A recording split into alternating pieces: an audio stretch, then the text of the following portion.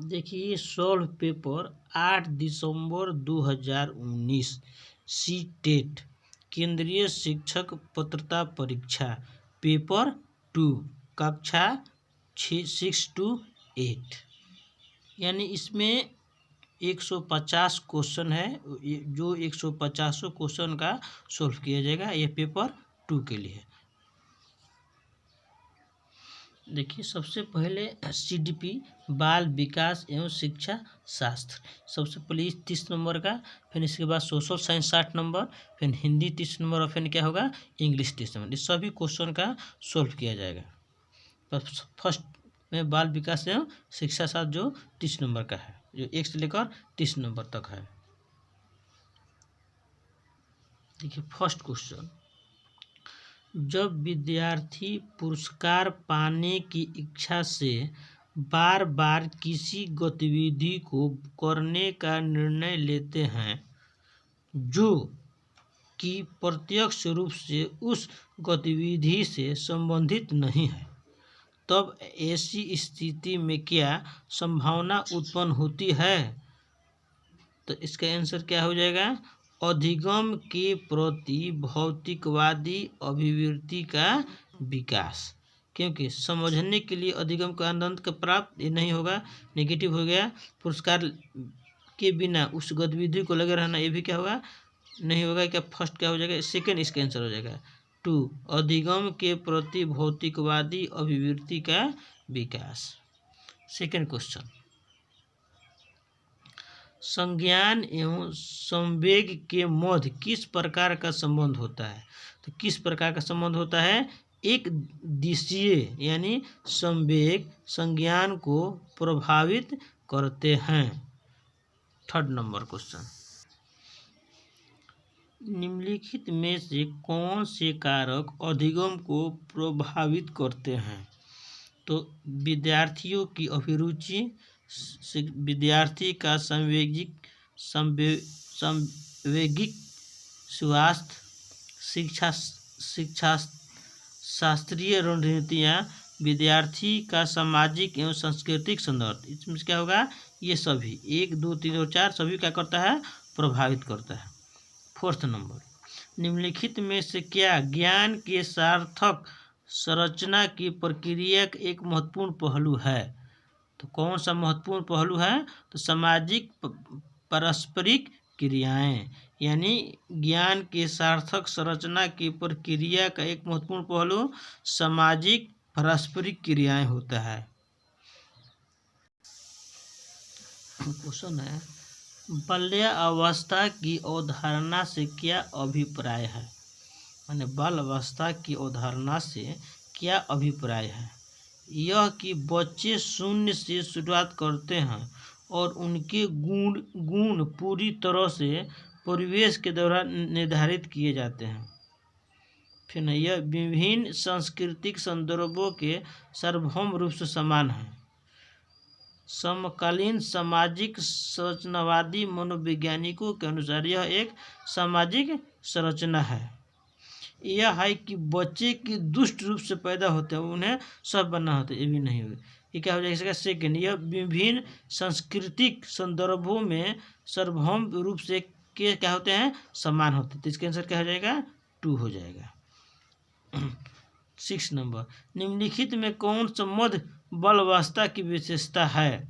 मध्य अधिगम रूप से संवेदी एवं चालक गतिविधियों द्वारा घटित होता है। शारीरिक वृद्धि एवं विकास बहुत तेज गति से होता है। अमूर्त रूप से सोचने तथा वैज्ञानिक तर्क करने का योग्यता विकसित होती है। बच्चे तार्किक एवं मूर्त रूप से सोचना क्या करते हैं? प्रारंभ कर देते हैं। तो इसका आंसर क्या हो जाएगा? ये फोर्थ हो जाएगा। बच्चे तार्किक एवं मूर्त रूप से सोचना प्रारंभ करते हैं। पियाजे के फोर्थ जो 4 स्टेज है, फर्स्ट, सेकेंड, थर्ड, ये थर्ड होता है मूर्त अवस्था और फोर्थ क्या होता है? अमूर्त अवस्था। तो जो मूर्त अवस्था होता है कितना होता है? 7 से 11। इसी में बच्चे क्या करते हैं? तार्किक रूप से सोचने की क्षमता होती है, सोचने लगते हैं। तो इसका आंसर क्या हो जाएगा? 4 हो जाएगा।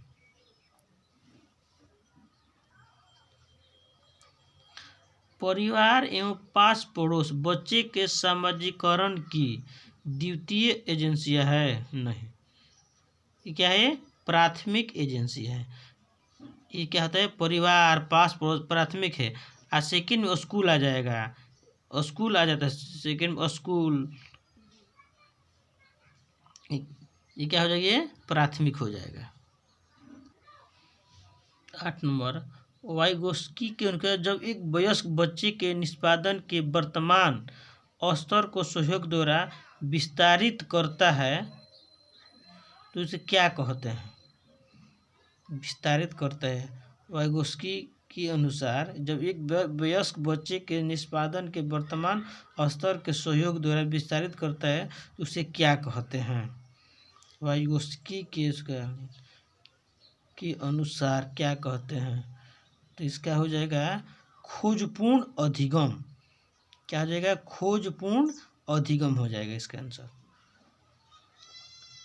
9 नंबर, नूर विद्यालय में अपना लंच बॉक्स भूल गई तथा यह कहते हुए तन्या से उसका लंच साझा करने के लिए कहा था, तुम्हें आज अपना लंच मेरे साथ साझा करना चाहिए क्योंकि कल मैंने तुम्हारे साथ अपना लंच साझा किया था। तो लॉरेंस कोहलबर्ग के नैतिक विकास के सिद्धांत के अनुसार नूर का कथन अभिन्यास प्रारूप को अवस्था पर दर्शाता है। तो किसके ऊपर कहता है? आदान प्रदान।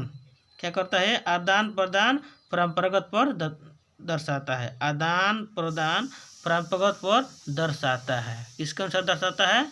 तो आदान प्रदान परंपरागत के अनुसार दर्शाता है।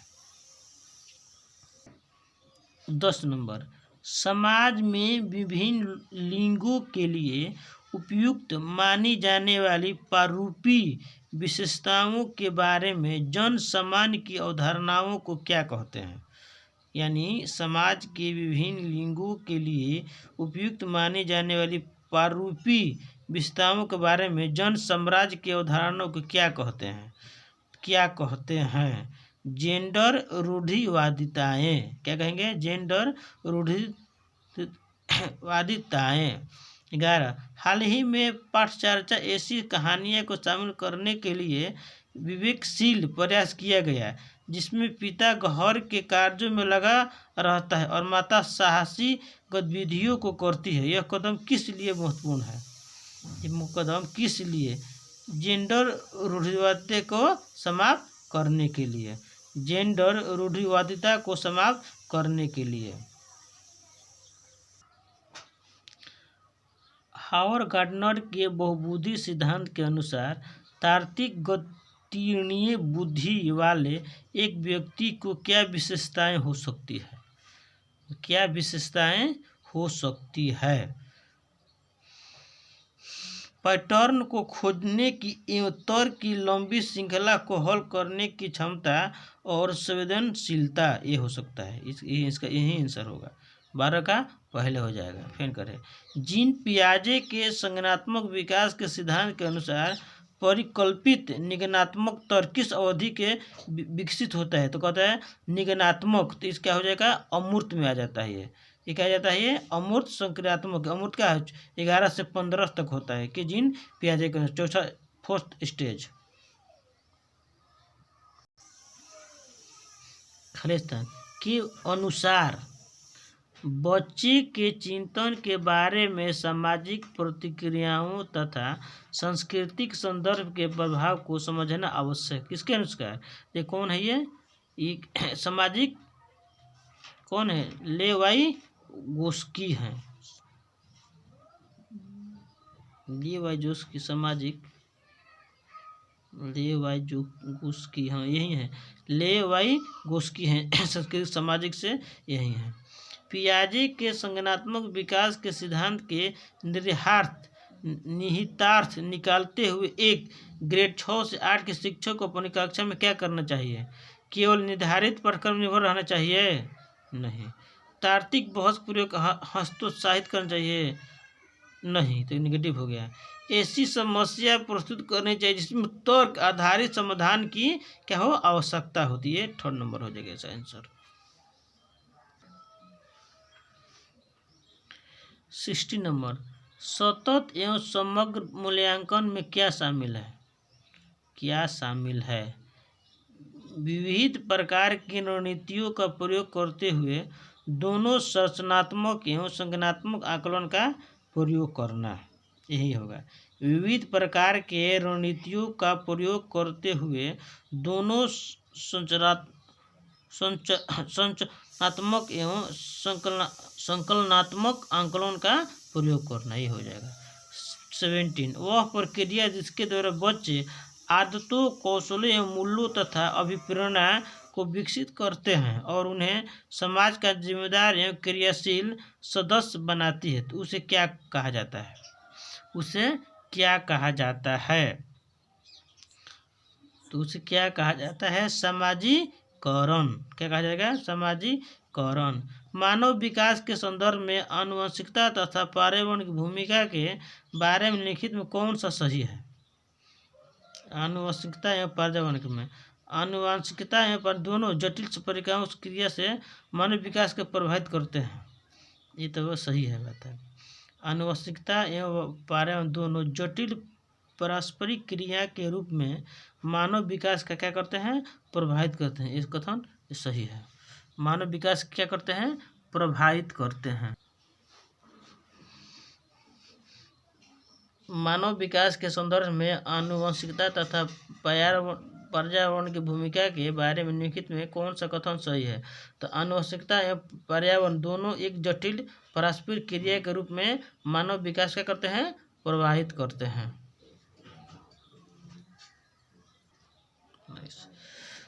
एक प्रगतिशील कक्षा में शिक्षक के निर्देशों के अनुसार विद्यार्थी के द्वारा ज्ञान का अनुस्मरण किया जाता है। नहीं, विद्यार्थी के द्वारा ज्ञान की संरचना की जाती है, ये सही वाक्य ये हो जाएगा। विद्यार्थी के द्वारा ज्ञान की संरचना की जाती है। 20 आपकी कक्षा के एक विद्यार्थी को विभिन्न स्रोतों के बार यह बताया गया कि उसके सामाजिक वर्ग के लिए शैक्षणिक क्षेत्र निम्न स्तरीय प्रदर्शित करते हैं। इस रूढ़िवादिता एवं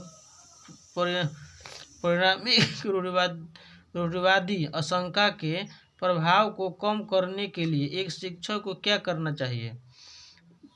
विभिन्न सामाजिक वर्गों के रोल मॉडल के संबंधित कहानियाँ एवं उदाहरणों को प्रस्तुत करना चाहिए। इस प्रकार के सरोकारों को अनदेखा करना चाहिए, तो नहीं होगा। विभिन्न सामाजिक वर्ग विद्यार्थियों के बीच प्रतियोगिता युद्ध नहीं, भी नहीं का छोड़कर फर्स्ट हो जाएगा। विभिन्न सामाजिक वर्गों के रोल मॉडल के संबंधित कहानियाँ एवं उदाहरणों को प्रस्तुत करना चाहिए। एक समावेशी कक्षा में शिक्षक को क्या करना चाहिए? केवल प्रतिभागी को नहीं, तो केवल तो पहले केवल नेगेटिव हो गया। यह विश्वास करना चाहिए कि प्रत्येक बच्चे में अपनी योग्यताओं एवं शक्ति के अनुसार सीखने की क्षमता हो, ये पॉजिटिव है। ये अशक्त अधिगमकर्ताओं के प्रति दया सहानुभूति नेगेटिव है। ये बच्चों के अपाहिज बच्चा मंद बुद्धि बच्चा के लिए रूप नहीं, ये भी क्या है? गलत है। तो फर्स्ट का आंसर हो जाएगा, इसमें हो जाएगा यह विश्वास करना चाहिए कि प्रत्येक बच्चे में अपनी योग्यताओं एवं शक्ति के अनुसार सीखने की क्या होना चाहिए? क्षमता होना चाहिए। इसका आंसर क्या हो जाएगा? ये हो जाएगा सेकंड। एक विद्यार्थी कक्षा में निम्नलिखित लक्षण प्रदर्शित करता है: पढ़ने के प्रति चिंता, शब्दों या अक्षरों की पहचान में कठिनाई, निम्न स्तरीय शब्दावली का कौशल, पहले पढ़े हुए पाठ को समझने याद करने में कठिनाई। उसका क्या है? तो उसका मानसिक क्षति वाले विद्यार्थी हैं, एक शोलीन विद्यार्थी हैं, एक सृजनात्मक विद्यार्थी थे, अधिगम अशक्तता वाले विद्यार्थी हैं। तो क्या हो जाएगा? अधिगम अशक्तता वाले क्या है? विद्यार्थी। एक शिक्षक एक समावेशी कक्षा में विशेष योग्यता वाले वर्ग अधिगमकर्ताओं की आवश्यकताओं को किस प्रकार से बता सकता है या संबोधित कर सकता है? प्रत्येक विद्यार्थी के अधिगम के सशक्त पक्षों एवं कमजोरियों के विश्लेषण के आधार पर विशिष्ट अधिगम उद्देश्यों का विकसित करना, ये भी सही हो सकता है।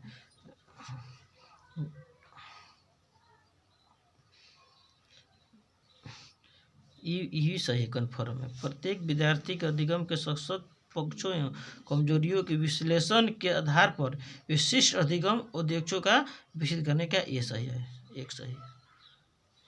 23 निम्नलिखित में कौन सा प्रभावशाली समस्या समाधान रणनीति का एक उदाहरण है? तो एक किस रणनीति का उदाहरण है? साधन साध्य विश्लेषण, समस्या के अनेक उप कक्षाओं का विभाजित करने का, इसका ये हो जाएगा।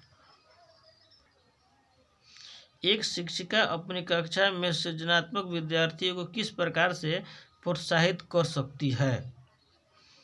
तो किस प्रकार से विद्यार्थी को जोखिम नहीं होगा, अपसारी चिंतन बरकना नहीं होगा, अपसारी चिंतन भी नहीं होगा, अनेक परिप्रेक्ष्यों के प्रोत्साहित करने तथा मूल विचारों का महत्व देकर, इसका आंसर ये हो जाएगा। निम्नलिखित में से कौन सा कारक कक्षा में सार्थक अधिगम का पक्ष लेता है? सार्थक अधिगम का पक्ष लेता है तो विषय वस्तु तथा बच्चों के संपूर्ण कुशलक्षेम एवं अधिगम के प्रति बच्चा के सरोकार रखना, ये आंसर हो जाएगा।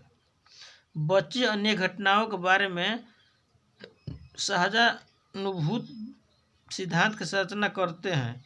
इस पृष्ठभूमि में एक शिक्षक को क्या करना चाहिए? तो बच्चों को इन विचारों के लिए डटना चाहिए क्योंकि विचार उनके शिक्षण का हस्तक्षेप करते हैं, ये भी आंसर हो जाएगा।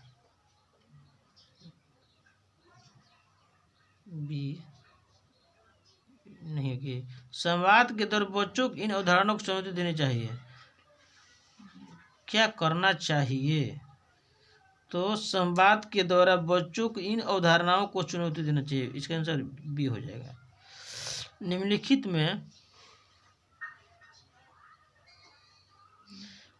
में कौन सा शिक्षण अधिगम के लिए एक प्रभावशाली शिक्षण प्रणाली नहीं है? कहता नहीं है। दिए ज्ञान दोहराने केंद्रित करना, ये नहीं है, ये नहीं, एक पहल का नहीं होगा। शिक्षक कक्षा में पढ़ने में ध्यान न देने वाले बच्चों किस प्रकार का व्यवहार कर सकते हैं? उन्हें गृह कार्य के रूप में अत्यधिक वर्कशीट देगा नहीं, बच्चों का कक्षा में बाहर जाने नहीं, पूरी कक्षा में सबने बार बार डांट कर नहीं, उसके बात करके और रुचि के कारण जानने की कोशिश करके, इस हो जाएगा आंसर, इसका आंसर 4 हो जाएगा। संरचनावादी उपागम बताता है ज्ञान की संरचना के लिए अत्यंत आवश्यक क्या है? अत्यंत आवश्यक क्या है? विद्यार्थी का पूर्ण ज्ञान, विद्यार्थी का पूर्ण ज्ञान। पर कि संरचनावादी उपागम बताता है कि ज्ञान की संरचना के लिए अत्यंत आवश्यक है, तो क्या हो जाएगा? विद्यार्थी का पूर्ण ज्ञान।